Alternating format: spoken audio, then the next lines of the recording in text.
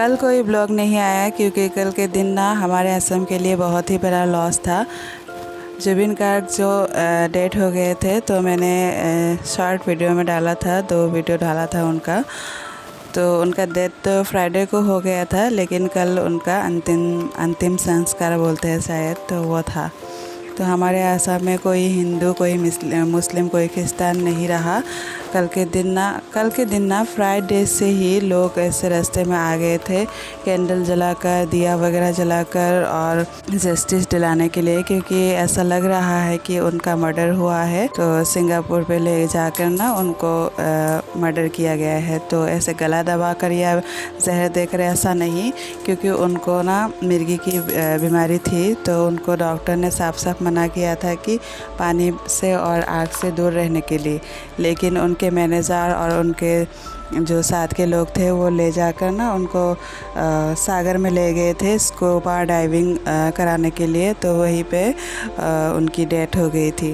तो इसीलिए सभी लोग बोल रहे हैं कि उनका मर्डर ही हुआ है और उनको इंसाफ चाहिए। और आप लोग देख सकते हो कितने सारे लोग जमा हो गए हैं। उनका लाश जो जलाता है ना, अंतिम संस्कार शायद बोलते हैं। तो मेरे लाइफ में मैंने कभी नहीं देखा कि इतने सारे लोग किसी के डेथ में जमा होते हुए।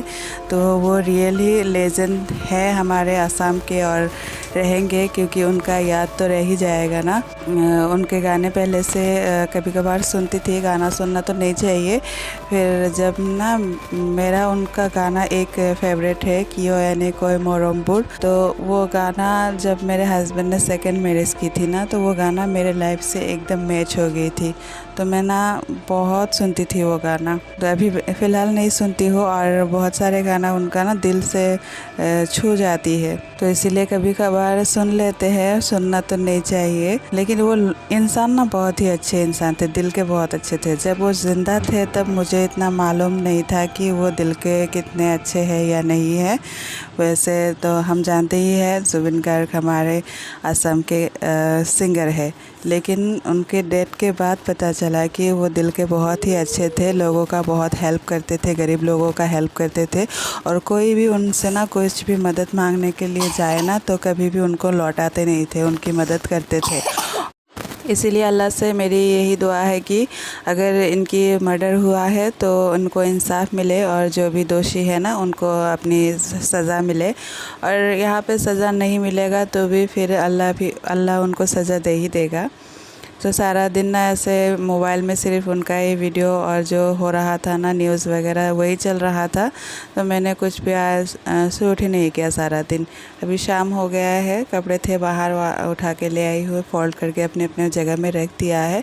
और बच्चों को अभी खाना था मैगी, तो मैंने 4 पैकेट मैगी ले आई हूँ पास की दुकान से। और यहाँ पे सिर्फ ऑयल में मैंने प्याज कट करके दिया है, एक टमाटर, और जो मैगी मसाला है, थोड़ा सा हल्दी, नमक। और ये मैगी ना मैंने बॉईल करके रखा हुआ था छन्नी में, पानी निकाल के यहाँ पे डाल दिया है। तो ऐसे बच्चों को तो ना कढ़ाई में मैगी मसाला पानी सब मिक्स करके ऐसे बना के खा लेते हैं। आयशा बनाती है और तीनों खाते हैं, लेकिन आज मैं बना के दे रही हूँ। और या इस तरीके से ना मैगी मुझे भी पसंद है, तो मैं ऐसे खाती नहीं हूँ, लेकिन आज मुझे खाने का मन हुआ, तो इसीलिए मैंने चाउमीन जैसे बनाते हैं ना उस तरीके से मैंने मैगी बनाया, और टेस्टी बना था।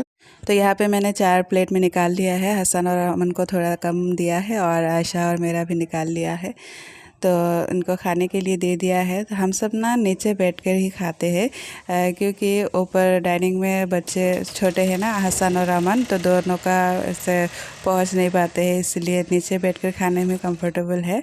और ऐसे तो हम सब साथ में ही मिलकर खाते हैं, लेकिन मैं जब भी ब्लॉग शूट करती हूँ ना, तो आयशा अपना प्लेट लेकर कहीं कोने में चली जाती है, ताकि मैं उसका वीडियो ना कर पाऊँ। यहाँ पे अमन का काम चेक करिए। चेयर के ऊपर उठकर आयशा के स्टडी जो अलमारी है ना, उसका चीज़ें वगैरह वो छेड़ता रहता है। तो मैं उसको डांट रही थी। और यहाँ पे हसन लिख रहा है, हसन का एग्ज़ाम चल रहा है, आयशा का भी चल रहा है। तो वो जेठानी के रूम में गई है उसके बड़े पापा से कुछ क्वेश्चन आंसर पूछने के लिए, क्योंकि मेरे टीचर है।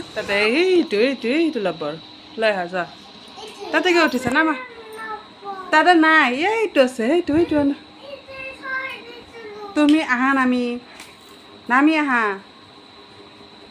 দেখিছা কালাৰ নলয় বাইটা মাৰিব তোমাক থৈ দিয়া আহিল মাতিম আইছা আমানে তোমাৰ কালাৰ লৈ আছে কৈ দিলোঁ আহা এইটো আলমাৰি বন্ধ কৰা দৰ্জা বন্ধ কৰা এইটো বন্ধ কৰা আহি যাব নহ'লে মাৰিব চেয়াৰটো জেগাত থৈ দিয়া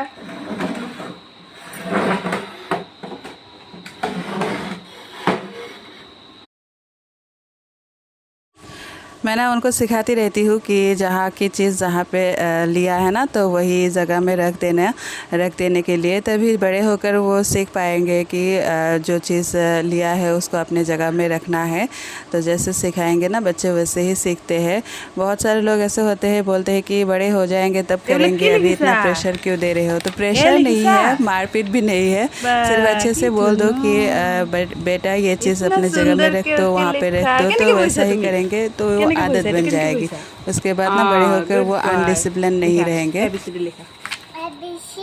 ए लिखो, यहाँ पे ए लिखो, एटू तुम लिखिसा वाओ ब्यूटीफुल एटा लिखो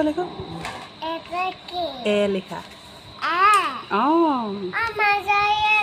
नाजाय मैं धरि आছো एटू एटू थৈ দিয়া লিখা ভালকে বহা আমান তুমি ভালকে বহা লিখা আৰু যায় এইটো ইয়াতে থৈ দিয়া এইটো ইয়াতে থৈ দিয়া এতিয়া আৰু নাযায় पंखे के हवा से ये उड़ जाता है इसलिए वो चिल्ला रहा है लिखो लिखो लिखो এনেকে নধৰে এটা লিখা লিখা লিখা লিখা सा हसन की लिखी है सा इब्लक लिखी है सा की लिखी की एन उल्टा है एन मुसा मुसी सीधा के लिखा তলৰ পৰা এনেকে আহি এনেকা লিখা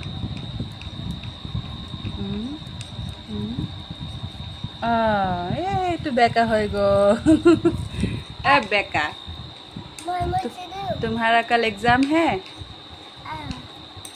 कहाँ है एक राइम्स बोल दो तो ट्विंकल ट्विंकल बोलो Twinkle, twinkle, little star, how I wonder what you want. Happy birthday, like a diamond in the sky. Johnny Johnny कह दिया सुन Johnny, Johnny, and Papa, little sugar, no Papa, telling lies, no Papa, apple in my ha ha ha. आमन कह दिया सुन twinkle twinkle Twinkle, twinkle, little star, how I wonder what you want. I doctor, also high, like a diamond in the sky. Johnny, Johnny, yes, Papa, eating sugar, no Papa, apple in telling mouth. Lies Telling us, no Papa, apple in mouth, ha ha ha.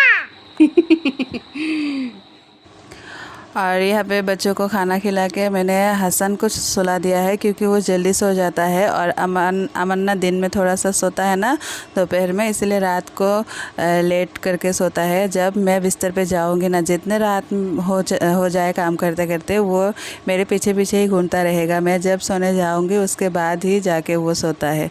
और आयशा ना बच्चों के सोने हसन और अमन के सोने के बाद थोड़ा सा पढ़ाई करती है क्योंकि उनके चिल्लाने की वजह से ना वो पढ़ नहीं पाती है ना शाम को, तो इसीलिए।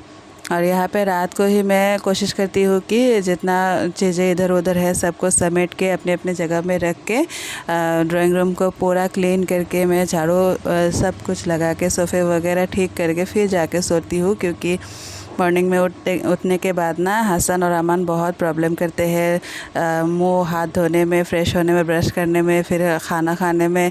तो इसी चक्कर में ना फिर कुछ काम नहीं हो पाता है और स्कूल छोड़ के आने के बाद बहुत सारा काम इकट्ठा हो जाता है तो फिर लेने जाना भी पड़ता है ना। तो इसीलिए रात को जितना हो सकता है मैं काम कम करके ही कंप्लीट करके ही सोती हूँ। बर्तन वगैरह निकले थे वो भी वॉश कर रही हूँ ताकि किचन भी साफ़ सुथरा रहे। तो जितना हो सके उतना मैं रात को काम निपटा के सोती हूँ फिर ताकि सुबह में हड़बड़ी ना हो। तो आज के ब्लॉग में इतना ही, मिलते हैं नेक्स्ट ब्लॉग में। तब तक के लिए खुश रहिए, आबाद रहिए, दुआओं में याद रखिएगा। अल्लाह हाफिज़।